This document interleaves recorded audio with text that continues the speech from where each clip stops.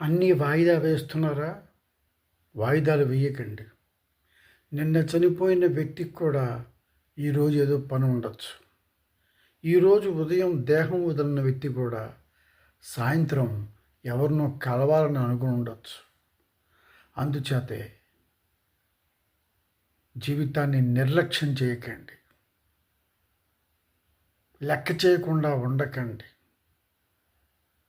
ఈరోజు పని ఈరోజే చేయండి. ఎప్పటి పని అప్పుడే చేయండి. వాయిదా వేయద్దు. వాయిదా వేయడం సులభం. మళ్ళీ అదే పని మరునాడు కానీ తర్వాత కానీ చెయ్యాలంటే సమయం ఉండకపోవచ్చు. సమయం ఉన్నా నీకు ఆసక్తి లేకపోవచ్చు.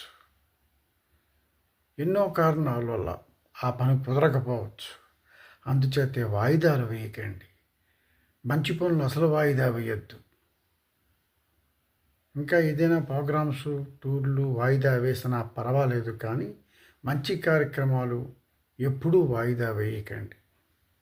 వాయిదా వేస్తున్నారు అంటే 2-3 సార్లు వాయిదా వేస్తున్నారు అంటే మీరు బద్ధకస్తుల కింద లెక్క. బద్ధకం వద్దు, వాయిదా వద్దు. క్షణాలు కనురెప్ప పాటులో రోజులు మారిపోతున్నాయి. నిన్న కనిపించిన వాళ్ళు వాళ్ళకి కనిపించట్లేదు. వయసుతో నిమిత్తం లేదు. ఇది చేదుగా ఉన్నప్పటికీ కూడా వాస్తవంగా జరుగుతున్న పరిస్థితులు. అందుచేతే వాయిదా వేయకుండా ఎప్పటి పని అప్పుడు చేసుకోండి సుమా.